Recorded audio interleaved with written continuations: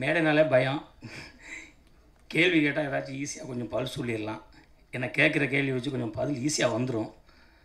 இந்த மேடையில் நிற்கிறது தான் கொஞ்சம் தான் இருக்குது. அதனால் தயவுசெய்து யாராச்சும் எனக்காண்டி சப்போர்ட் பண்ணி இந்த படத்தில் உழைச்சவங்க யாராச்சும் நான் மறந்துருந்தேன்னா ஃபஸ்ட்டு அவங்க மன்னிச்சிருங்க. மேக்ஸிமம் ஞாபகம் வச்சு சொல்ல பார்க்குறேன். ஏன்னா கொஞ்சம் பதட்டமாக இருக்குது. எப்பயுமே வந்து எனக்கு மேடையில் கொஞ்சம் பதட்டமாக இருக்கும், பயமாக இருக்கும். ஃபர்ஸ்ட் ஆஃப் ஆல் இந்த படத்தில் வந்து கேமராமேன் சார் சக்தி சார், அப்புறம் மியூசிக் டைரக்டர் நிவாஸ், அப்புறம் சார் சொன்ன மாதிரியா பிரதர் கௌதம், எல்லாருமே வந்து கொஞ்சம் இன்றைக்கி எல்லாருமே படித்தவங்க, எல்லாருமே கொஞ்சம் அட்வான்ஸாக ட்ரெண்டிங்கில் இருக்கிறவங்க. நான் கொஞ்சம் ட்ரெடிஷ்னலாக படிப்பு கூட ஆவரேஜ் தான், மிடில் கிளாஸ் தான். இதிலேருந்து வாழ்ந்த பையன்.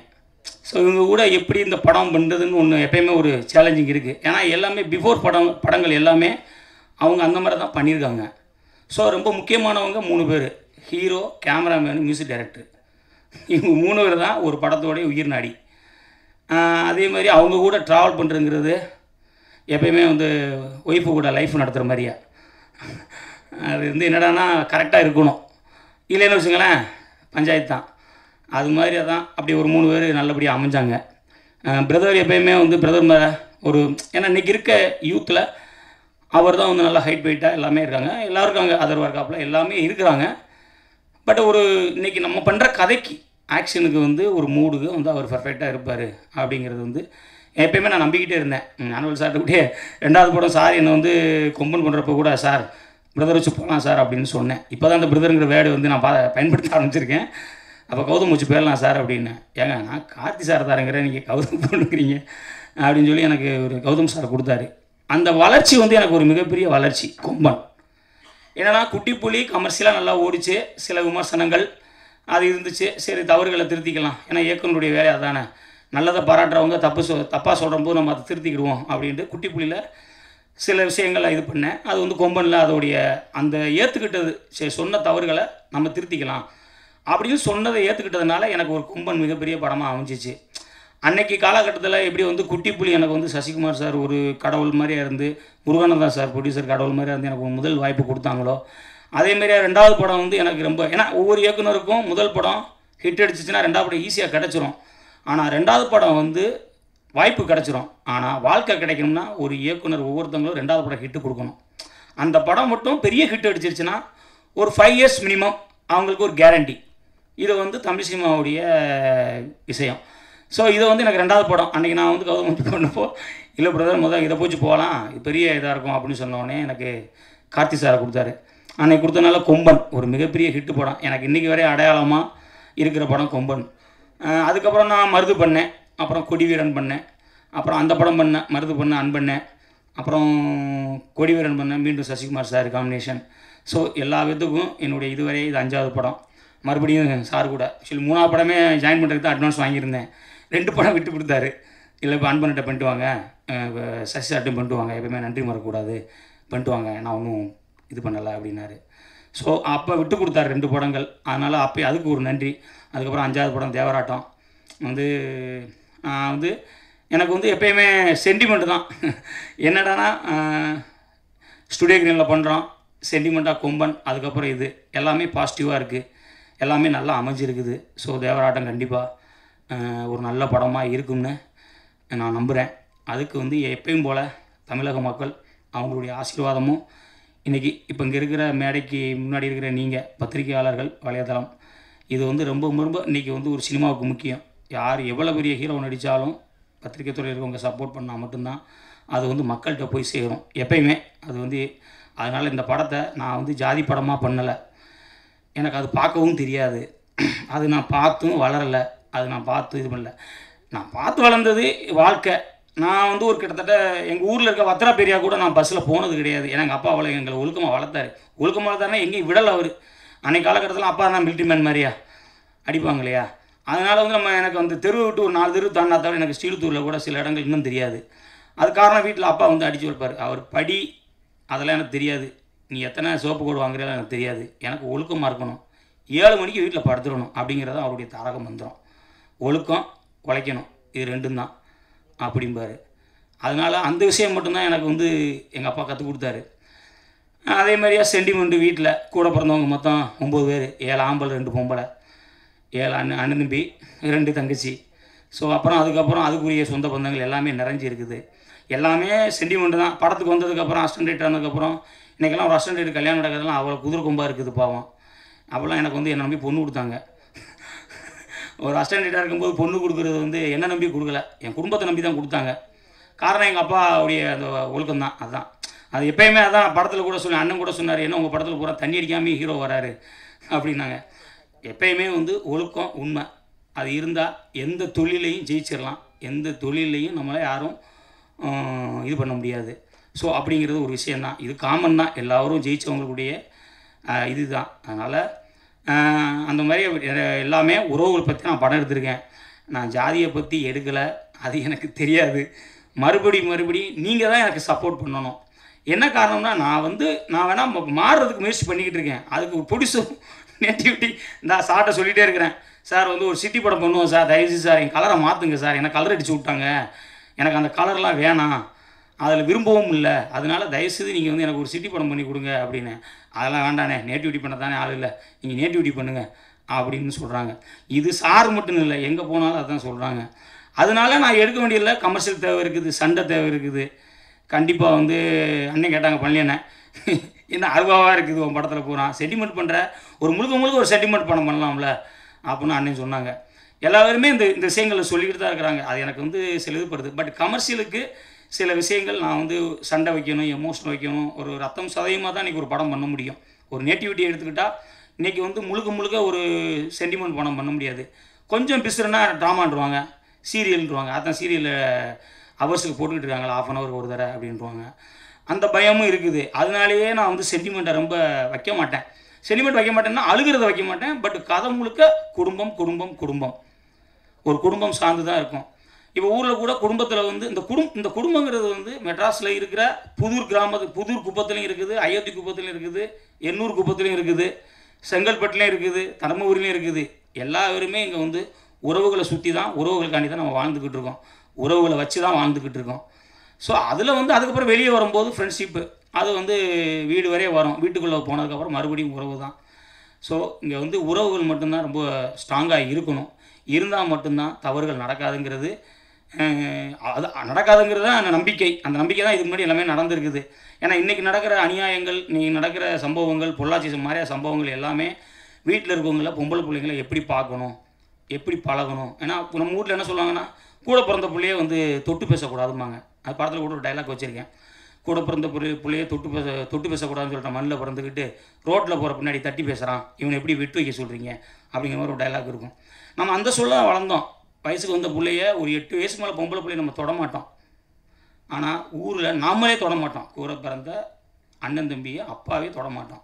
ஆனால் ரோட்டில் போகிற எவனோ ஒருத்தன் 7 வயசு புள்ள 4 வயசு புள்ளன்னு கேட்கவே கொடூரமாக இருக்குது. ஆனால் அந்த இடத்துலையே அப்படிங்கிற ஒரு மூடு தான் நமக்கு வருது. அதை நம்ம ரியல் லைஃப்பில் பண்ண முடியாது. எல்லா பேரும் பேட்டி கொடுத்தாங்க, அவங்கள என்ன பண்ணுங்கன்னா சுடணும் கொல்லணும் அப்படின்னு தான் எல்லோரும் சொன்னாங்க. அது மாதிரி அதான் ஒரு நம்மளால் பண்ண முடியாது. அது படத்தில் வர்றப்போ சொன்னால் இதனால் ஒரு சின்ன விஷயம் வச்சா செவிட்டை கட்டி இருக்குன்னா அந்த தவறு நடக்காதுங்கிறது வந்து சாதாரணம். இந்த வாத்தியாரே சொல்லுவார், வீட்டில் போய் நம்ம போய் பள்ளிக்கூடத்தில் விடுவோம், விடும்போது என்ன சொல்லுவோம், அப்பாவோ அம்மா விடும்போது அவனை எப்படியாச்சும் நல்லா அடித்து படிக்க வைங்க சார், அடியாத உள்ள படியாதும்பாங்க, அதனால் என் பிள்ளைய எப்படியாச்சும் அடித்து படிக்க வைங்கம்மா. ஆனால் இன்றைக்கி வாத்தியார்கிட்ட போய் என் பிள்ளைய அடிச்சிங்க கேஸ் கொடுத்துருவேன்னு கூப்பிட்றாங்க. அதனால் இன்றைக்கி எந்த ஆசிரியரும் மாணவனை கண்டிக்கிற பொசிஷனில் இல்லாமல் இருக்கிறாங்க. ஆசிரியர் கண்டிக்காதனால தான் ஒரு வாசகம் படித்தேன், ஆசிரியர் கண்டிக்காதனால தான் போலீஸார் அவங்கள கண்டிச்சுக்கிட்டு இருக்காங்க அப்படிங்கிற ஒரு சூழல். ஸோ அப்போ எல்லா உறவும் ஆசிரியருங்கிற உறவை நம்ம வந்து தள்ளி வச்சுட்டோம். தட்டி கேட்கக்கூடாது, நீங்கள் அடிக்கக்கூடாது, எங்கள் பிள்ளை அடிக்க நீங்கள் யாருங்க அப்படின்னு. இப்படி ஒவ்வொரு இடத்துலையும் நாம் விட்டுட்டோம். அந்த விஷயந்தான் இன்றைக்கி தவறுகள் நடக்க அதிகமாக இருக்குங்கிறது என்னுடைய கருத்து. ஏன்னா இதுக்கு முன்னாடி அப்படி நடக்கலையே, இதெல்லாம் சொல்லித்தான் நம்மளை வளர்த்தாங்க. நான் அப்படி பார்த்தது இல்லை யாரையும். என் பொண்டாட்டி இதுவரை யாரையுமே நான் வந்து தப்பாக பார்க்கவும் கூடாதுங்கிறது தான் என்னுடைய இது சொல்ல வர விஷயங்கள். அதுதான் ஒவ்வொன்றையும் கூட பிறந்த தங்கச்சியாக இருக்கட்டும், அக்காவாக இருக்கட்டும், பெண்ணாக மதிங்க. நம்ம உரிமைன்னு சொல்லிட்டு எங்கென்னமோ பண்ணிக்கிட்டு இருக்கோம். ஆனால் அந்த இதில் சம்பவம் இப்போ செங்கல்பட்டில் 7 வயசு பிள்ளையை கற்பழிச்சு கொண்டுட்டான். அன்றைக்கி இங்கே ஒரு சம்பவம் நடக்குது, அதுதான் ஃபோக்கஸ் ஆகுது. அந்த பொண்ணுக்கு பாதிக்கப்பட்டது யாருக்குமே தெரியலை. அதை ஒரு தவறை மறைக்கிறதுக்கு இன்னொரு தவறை இந்த பக்கம் ஃபோக்கஸ் பண்ணுறாங்க, அது என்னன்னே தெரியல. ஸோ வந்து அந்த மாதிரி விஷயங்கள் அந்த 13 வயசு புள்ள வீடு புகுந்து 7 மணிக்கு பட்ட பகலில் காலைல 7 மணிக்கு நடக்குது. நம்ம ஊரில் தான் நடக்குது, பெண்ணியத்தை பற்றி பேசுகிற ஊரில் தான் நடந்துக்கிட்டு இருக்குது. ஸோ இந்த மாதிரி விஷயங்களை பார்க்குறப்போ நம்மளுக்கு கோபம் வருது. அந்த கோபத்தோட வெளிப்பாடு தான் வெற்றி. அந்த வெற்றி கேரக்டர் நான் அப்படி தான் இது பண்ணியிருக்கிறேன். தப்பு செஞ்சால் கேளுங்க, ஃபஸ்ட்டு கேளுங்க, நடக்கலைன்னா அடிங்க, வேறு வழி கிடையாது. ஒன்று உடைக்கணும் இல்லை அடிக்கணும் அப்படிங்கிற ஒரு விஷயத்த சொல்லியிருக்கேன். இது வன்முறையை தூண்டுற விஷயம்லாம் கிடையாது. இது என்னடனா நம்ம பக்குவமாக பேசுகிறோம், வேறு வழி என்ன பண்ண சொல்கிறீங்க, வேறு ஒன்று பண்ணணும்ல. மெரினா புரட்சி மாதிரி ஒன்று கூடணும், இப்போ கூட விட மாட்டேங்கிறாங்க. இப்படி ஒவ்வொரு விஷயத்தையும் நம்மளை ஏதோ ஒன்று பண்ணிக்கிட்டே இருக்கிறாங்க. திடீர்னு அரசியல் பேசுகிறானே அப்படின்னு எதுவும் ஃபீல் பண்ணிக்கிற வேணாம். ஏன்னா அரசியல் இல்லாமல் நம்ம எதுவுமே கிடையாது. அதுவும் ஒன்று இருக்குது. அதனால் தேவராட்டம் ஜாதி படம் கிடையாது. அந்த அரசியலுக்கு வந்துடுறேன். ஜாதி படம் கிடையாது. ஸோ என் கேரக்டரு வந்து அருவா கலாச்சாரங்கிறது இல்லை, சண்டைங்கிறது படத்துக்கு தேவைப்படுது. அதனால நான் வந்து சண்டை வச்சுருக்கேன். ட்ரெய்லர் ஒரு பரபரப்பாக இருக்கணும் அப்படிங்கிறக்காண்டி தான் அந்த சண்டை காட்சிகள் கொஞ்சம் அதிகமாக பயன்படுத்தியிருக்கேன். அதை வேணால் வர்ற படங்களை கொஞ்சம் குறைச்சிக்கிறேன். ஏன்னா ஒரு விஷயங்கள் இங்கே சொல்கிறது எல்லாமே சரியாக தான் இருக்கும். இன்றைக்கி வந்து ஃபஸ்ட்டு டைட்டில், 2வது போஸ்டர், 3வது ட்ரெய்லர், அதுக்கப்புறம் சாங்கு, இந்த 4 சரியாக இருந்தால் தான் ஒரு படம் போய் பிஸ்னஸுக்கு நிற்கிது, அதுக்கப்புறம் தேட்டருக்கு போகுது. இன்றைக்கி வந்து பணம் போடுறவங்க ஊர்லேருந்து நடிக்கிறதுக்கு நிறைய பேர் வராங்க, டைரக்ஷன் பண்ணுறதுக்கு டெய்லி 100 பேர் ஏறுறாங்க, பஸ் வேறு நிறையா விட்டாங்க. ஆனால் ப்ரொடக்ஷன் பண்ணுறதுக்கு யாருமே வர்றதில்லை பையை தூக்கிக்கிட்டு. பணங்கிறது சினிமாவில் ரொம்ப முக்கியம். ஏன்னா நம்ம நினைக்கிறத வந்து விஷுவல் கொண்டு வரணும்னா அதுக்கு பணம் தேவை. படம் பண்ணுறதுக்கு கதை யார்கிட்டங்கன்னா கேட்டால் கிடச்சிரும், 2 புத்தகத்தை படித்தா கிடச்சிரும். ஆனால் ஒரு ப்ரொடியூசர் கிடைக்கிறது தான் பெரிய கஷ்டம். இல்லை ப்ரொடியூசர் ஈஸியாக கிடைக்கணும்னா ஒரு மிகப்பெரிய ஹீரோ கிடைக்கணும், பிஸ்னஸ் ஹீரோ கிடைக்கணும். ஸோ இப்படி ஒரு சூழலான உலகத்தில் நம்ம வாழ்ந்துக்கிட்டு இருக்கோம். அன்றைக்கி தான் என்றைக்குமே சினிமா அப்படி தான் இருக்குது. அதனால தான் சில சண்டை காட்சிகள், சில விஷயங்கள் கமர்ஷியலாக சில விஷயங்கள் வைக்கிறோம். அதனால் அதையும் கொஞ்சம் குறைக்கிறதுக்கு நான் முயற்சி பண்ணுறேன். நான் எதையுமே வந்து தட்டி கழிக்கலை, நான் அதை எடுத்துக்கிறேன். நீங்கள் சொல்கிற அறிவுரைகளை நான் எடுத்துக்கிறேன். மறுபடியும் இது ஜாதி படம் கிடையாது. இது ஒரு எமோஷ்னலான முழுக்க குடும்ப பாங்கான படம். கூட்டு குடும்பம். ஒரு குடும்பத்திலேருந்து ஒரு உயிர் போயிடுச்சுன்னா அதாவது அப்பம் போயிட்டானா ஆத்தா காப்பாற்றுவா, 2 பேரும் போயிட்டாங்கன்னா அக்கான்னு ஒருத்தி இருந்தால் காப்பாற்றுவா, இல்லைனா அண்ணன்னு ஒருத்தர் காப்பாற்றுவான், இல்லைனா தம்பின்னு ஒருத்தன் காப்பாற்றுவான். யாரோ ஒருத்தங்களை நம்ம ஒரு உறவை சுற்றி நம்ம வாழ்ந்துக்கிட்டு தான் இருக்கிறோம், நம்மளை வளர்த்துக்கிட்டு தான் இருக்கிறாங்க. அதை தான் நான் சினிமாவில் சொல்லணும்னு ஆசைப்பட்றேன். அதை தான் சினிமாவில் நான் பதிவு பண்ணணும்னு உறுதியாக இருக்கேன். டவுனில் படம் எடுத்தாலும், சிட்டியில் மெட்ராஸில் படம் எடுத்தாலும் என் உறவுகள் வந்து தொடர தான் செய்யும். அதுலேயும் உறவுகள் வச்சு தான் படம் பண்ணுவேன். அதனால் நான் அடுத்த படம் வந்து சிட்டியில் பண்ணுறதுக்கு தான், இந்த விமர்சனங்கள்லேருந்து வெளியே வர்றதுக்கு தான் கன்னடத்துலேருந்து ஒரு படத்தை வாங்கி வச்சுருக்கிறேன், சொந்த துட்டை போட்டு. அதுக்கு இப்போ பார்த்தாலும் எல்லாம் நேட்டிவிட்டி தான் பண்ணுங்கள், அதை அப்புறம் பண்ணிக்கலாம் அப்படின்னு தான் சொல்கிறாங்க. அதனால் வந்து இது மறுபடியும் என்னென்னா என்ன முத்தையா அப்படின்னாலே ஜாதிங்கிறாங்க. அது இல்லை, முத்தையானா உறவுங்கிற ஒரு விஷயம் வரணுங்கிறக்காண்டி தான் நான் ஒவ்வொரு படத்துலையும் உறவு முறையை மையப்படுத்தி அது வைக்கிறேன். அது வந்து வேறு ஏதோ ஒரு சூழலில் வந்து பின்புலம் அது வந்து அமைஞ்சிருது. நான் என்னென்னா இதில் ஒரு ஏதாச்சும் ஒரு பிரச்சனை இருந்துச்சுன்னா நான் வந்து யாராச்சும் என்ன 2 பேர் என்னை வந்து கொடி வீரலில் சொன்னாங்க, நீங்கள் வந்து சிலையை வச்சு நீங்கள் வந்து கேவலப்படுத்திருக்கீங்க அப்படின்னு. அதாவது இன்றைக்கி எனக்கு சப்போர்ட்டாக இருக்குன்னு சொல்கிற ஒரு இதுலேருந்து எனக்கு எதிர்ப்பு வந்துச்சு. அது என்னடானா நான் சொன்னேன், என்னங்க நீங்கள், நான் 2 விஷயம் சொல்லியிருக்கிறேன். இங்கே யாரும் பிரியாணிக்கு ஒரு பக்கம் கூடுச்சுன்னா பெருமைக்கு ஒருத்தன் கூடுறான். தமிழ்நாடு நடக்கிறது என்னது, பெருமைக்கு ஒருத்தன் கூட்டத்தை கூடினானா அப்புறம் வந்து வறுமையை காட்டி ஒருத்தன் ஒரு கூட்டத்தை கூட்டுறான். இப்போ பெருமைக்கும் வறுமைக்கு தான் நம்ம தமிழ்நாட்டில் வச்சுருக்காங்க. இது அந்த காலத்துலேருந்து வெள்ளக்கான கையாண்ட விஷயம். ஸோ அதை படிச்சுருக்காங்க, அதை தான் சொல்லியிருக்கேன் அப்படின்னு சொல்லிட்டு ஒரு விஷயம் சொன்னேன். இந்த எதிர்ப்பை கூட நான் ஏதாச்சும் சமாளிச்சுக்கிடுவேன். ஆனால் நான் ஏதாச்சும் சப்போஸ் எல்லாரும் சொல்கிறாங்க நம்ம பின்புலத்தை மாற்றுவோம் அப்படின்னு வேறு ஏதாச்சும் ஒரு பின்புலத்தில் போய் நான் ஒரு கதை எடுக்க போய் அவங்க வந்து எங்கே யாருங்க இப்படி இருக்கா அப்படின்னு சொல்லிட்டாங்களே, அங்கே தான் பிரச்சனையும் அதிகமாக இருக்குது. நான் இதுக்கு தான் அந்த பின்புலத்துக்கு வேறு எந்த பின்புலத்துக்கும் போக மாட்டேங்க. இல்லைன்னா தமிழர்னாலே எல்லாம் ஒன்று, எல்லாமே வீரமானவங்க தான், எல்லா பேருமே பண்பாடானவங்க தான், எல்லா பேருமே கலாச்சாரமானவங்க தான். ஏதாவது குப்பத்தில் என்ன ஸ்லாங் வேணால் மாறும், மெட்ராஸ் பாசம் வரும். முறத்தை வந்து நம்ம ஊரில் சொல்லவும்பாங்க, மதுரை பக்கம் இங்கே முறம்பாங்க. இப்படி ஒவ்வொரு வாசகம் வேணால் மாறும், ஒவ்வொரு வார்த்தைகள் வேணால் மாறும். பட்டு பாசம், சென்டிமெண்ட்டு, உறவுகள் எல்லாமே என் ஊர்லேயும் ஒன்று தான், குன்னூர்லேயும் ஒன்று தான், எங்கள் ஊர் குன்னூர்லேயும் ஒன்று தான். அதனால் ஸோ நான் உறவுகளை பற்றி மட்டும்தான் பேசுகிறேன். அதனால் தயவுசெய்து என்னை வந்து இந்த அடப்புக்குள்ளே நீங்கள் தான் எனக்கு சப்போர்ட் பண்ணணும். அதுக்குள்ளே என்னை நீங்கள் கொண்டு போகாதீங்க. நான் விரும்பலை, தயவுசெய்து அந்த கலருக்குள்ளே நான் போக விரும்பலை. அதனால் என்னை நீங்கள் சப்போர்ட் பண்ணி, இந்த படம் உறவை பற்றி தான் பேசுது. இந்த டைட்டில் உங்களுக்கு ஒரு இது ஏன் இதை நீங்கள் வச்சுருக்கீங்க அப்படின்னு சொன்னால் கூட நான் டைட்டில் காரணமாக தான் வச்சுருக்கேன். தேவராட்டம் அப்படிங்கிறது ஒரு வெற்றிக்கான ஆட்டம். இது வந்து வெற்றின்னு ஒரு கதாபாத்திரத்துடைய ஆட்டம், வெற்றிக்கான ஆட்டம்.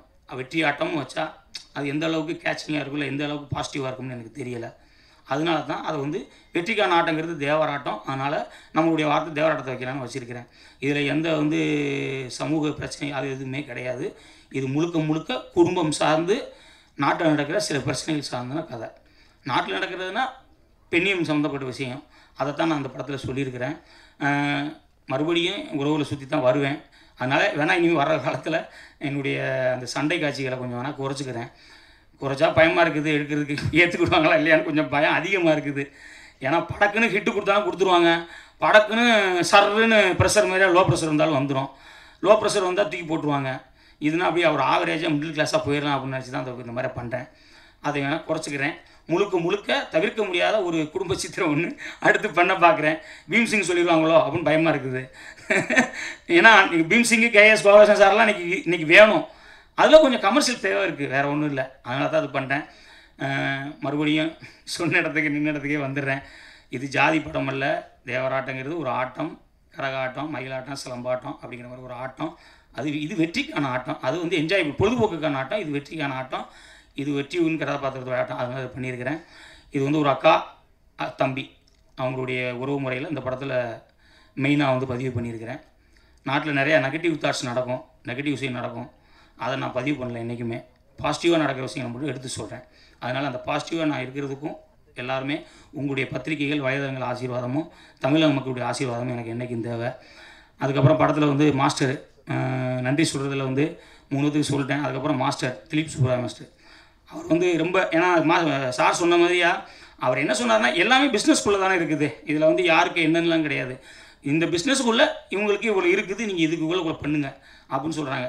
நான் எப்போயுமே வந்து ப்ரொடியூசருடைய வழி தெரிஞ்சவன். ஏன்னா பணங்கிறது சும்மா சாதாரணம் கிடையாது. ஏன்னா ஊரில் எங்கள் அப்பா சொல்லுவார், 1 ரூபா டீ எச்சு கிளாஸ் கழுவுவோம். அப்போ எங்கள் அப்பா சொல்லுவார், டப்புன்னு வைப்பார், சும்மா 1 ரூபா கிடைக்க ஒழுங்காக கழுவிடா அப்படிம்பார். ஏன்னா காசு வந்து 1 ரூபாவே அவர் வந்து டீ கலந்து பார்த்தேன். பணங்கிறது ரொம்ப பிரதானமான ஒரு விஷயம். அது வந்து ஒருத்தர் மொத்தமாக போடுறப்போ அந்த வழியை நம்ம புரிஞ்சுக்கணும். அந்த புரிஞ்சால் தான் நம்ம வந்து கரெக்டாக இருக்க முடியுங்கிறது என்னுடைய இது. அது எல்லோரும் இருந்தால் சந்தோஷம்தான். பட் நான் அப்படி தான் இருப்பேன். நான் ப்ரொடியூசர் டைரக்டராக தான் இருக்க ஆசைப்பட்றேன். அதேமாதிரி ஹீரோ டைரக்டராக ஆசைப்பட்றேன். அதனால் வந்து பணங்கிறது ரொம்ப முக்கியம். ஸோ அதுக்காண்டி தான் நான் வந்து இந்த படத்தை வந்து கஷ்டப்பட்டு 53 நாளில் எடுத்திருக்கேன், இவ்வளோ ஒரு ஆக்ஷன் படத்தை. அதுக்கு காரணம் வந்து இந்த படத்தோட யூனிட்டு, அந்த பாண்டியனை, அது யூனிட்டு பேர் தெரியல, யாரும் காவேரி யூனிட், அவங்க வந்து ரொம்ப உழைச்சாங்க. ஏன்னா 6:45க்கு அவங்க 6 மணிக்கெலாம் வீட்டில் இங்கேருந்து லாட்ஜிலேருந்து 5 மணிக்கெலாம் பரப்பிடுவாங்க. ஒரு 5:30க்கெலாம் பரப்பிடுவாங்க. கரெக்டாக 6:30க்கு 6:45 ஷார்ட் வச்சுருவேன். அதே மாதிரியே 6னா பேக்கப்புனா 1/4 மணி நேரம் மட்டும்தான் வந்து போனஸ் டைம் வாங்க. 6:45 7 தான் டெய்லி. அதனால் அவங்களுக்கு ஒரு ஸ்பெஷல் நன்றி. அந்த பாண்டியன் டீமு வித்து காவேரி, அவர் அண்ணன் மணி நியூஸ் நடத்துகிறாரு நினைக்கிறேன். அது வந்து ஸ்பெஷல், அவங்களுக்கு ஒரு நன்றி. அதுக்கப்புறம் படத்தில் ஹீரோ சார், ஹீரோ வந்து அவர் பயங்கரமாக வந்து படத்தில் ரொம்ப உழைச்சிருக்கிறாப்புல. 53 நாளில் ஒரு இயக்குனர் படம் எடுக்க முடியும்னா, ஒரு ஆக்ஷன் படம், அதுக்கு ஹீரோ சார் ஒரு சப்போர்ட் இல்லாமல் நம்ம எதையுமே எப்பயுமே பண்ண முடியாது. ஏன்னா 6 சண்டை, 5 பாட்டு, 7 பாட்டுங்கிறது எக்ஸ்ட்ரா 2 அந்த இதில் வரும். அதனால் 5 பாட்டு, எல்லா பாட்டுக்குமே அவருடைய ஒத்துழைப்பு. 53 நாளில் கடுமையாக உழைச்சிருக்காப்புல. ஒரு இன்டர்வியூக்கெலாம் ஓடுவாப்புல. அப்போ சொல்லுவோம், இவர் ஓடினதுக்காண்டியாலும் இந்த படம் ஓடணுங்க, பாவம் 3 நாளில் மனுஷன் ஓடிக்கிட்டு இருக்காப்புல அப்படிங்கிறக்காண்டி இது பண்ணியிருக்கிறேன். அந்த மீனாட்சி அம்மனை கும்பிட்டுருக்கேன். அதே மாதிரி அவருடைய உழைப்பு இந்த படத்தில் அசாத்தியமானது. அப்புறம் என்கிட்ட ஒரு வார்த்தை கூட கேட்கல. எனக்கு பயம், எப்போ நான் ஒரு பயம் வருதுன்னா, நம்மளை யார் நம்புகிறாங்களோ அப்போ தான் நம்மளுக்கு பயம் ஜாஸ்தியாக இருக்கும்.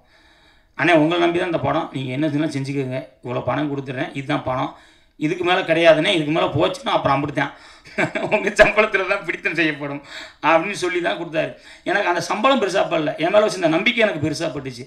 அதனால் முடிஞ்ச அளவுக்கு என்னால் இதை வந்து சாருக்கு வந்து படம் காட்டும் திண்டியும், அவர் படம் பார்த்துக்கிட்டு இருக்கும்போதெல்லாம் கோர்ட்டில் உட்காந்த மாதிரி உட்காந்துருந்தேன். ஏதோ வந்து இன்றைக்கி விடுதலை சொல்ல போகிறாங்களா இல்லை தூக்கில் போட போகிறாங்களா அப்படின்னு ஒரு இவங்க உட்காந்துருந்த மாதிரியாக உட்காந்துருந்தேன்.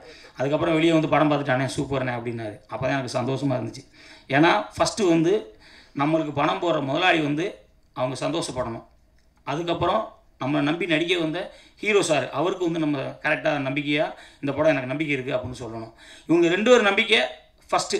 அதுக்கப்புறம் வந்து ஸ்க்ரீனு. அந்த ஸ்க்ரீனில் மக்கள் வந்து நம்மளுக்கு சப்போர்ட் பண்ணிடுவாங்கன்னு ஒரு இது இருக்குது. ஏன்னா அவங்களுக்கு பிடிச்சமான சினிமாவை தான் நான் எடுக்கிறேன். எனக்கான சினிமாவை நான் அவங்களுக்கு எடுக்கலை. எப்பயுமே சினிமாங்கிறது மக்களுக்கானது. அதனால் மக்களுக்கான சினிமா தான் நான் பண்ணுவேன். எனக்கான சினிமா பண்ணிவிட்டு நான் ஏதாச்சும் ரிஸ்க் எடுத்துக்கிட்டு இருக்க முடியாது, அதுக்கு தெரில. அதனால் நான் மக்களுக்கான இயக்குனராக தான் நான் ஆசைப்பட்றேன். அதனால் இந்த படம் இவ்வளோ தூரம் உழைச்ச எல்லாத்துக்கும் நன்றி தெரிவிச்சுக்கிறேன். என்னுடைய டைரக்ஷன் டீமு முருகன், பாண்டி, எல்லாருமே, என் தம்பி, அதுக்கப்புறம் மூர்த்தி அண்ணன், அப்புறம் வந்து கோவிந்தராஜ் முதலாளி, இவங்க எல்லாத்துக்கும் என்னுடைய நன்றியை தெரிவிச்சுக்கிறேன். அப்புறம் படத்தில் நடித்த எல்லாருமே, சூரியனை சார் சொன்ன மாதிரியாக வந்து மிகப்பெரிய ஒரு சம்பளம் வாங்கிட்டு இருக்கிறவர் இந்த படத்தில் வந்து எனக்காண்டியும் சாருக்காண்டியும் வந்து கம்மியாக பண்ணியிருக்கிறாரு. வெளியே சொல்லியிருக்க முதலாளி, இப்போ வெளியே சொல்லுங்க பங்காளி, இப்போ அதையே கொடுக்க போகிறாங்க எல்லோரும் அப்படின்னு சொல்லியிருக்கிறாரு. அதனால் அதே சம்பளத்தில் எல்லோரும் இது பண்ண வேணாம், அவருக்கு ஒரு அது வேறு இருக்குது. அதனால் அண்ணனுக்கு ஒரு நன்றி. அப்புறம் திலீப் மாஸ்டர் அதே மாதிரி அவரும் அப்படி தான். அஜித் சார் படம், பிரபாஸ் சார் படம், தெலுங்கில் எல்லா படமும் பண்ணிக்கிட்டு இருக்காரு.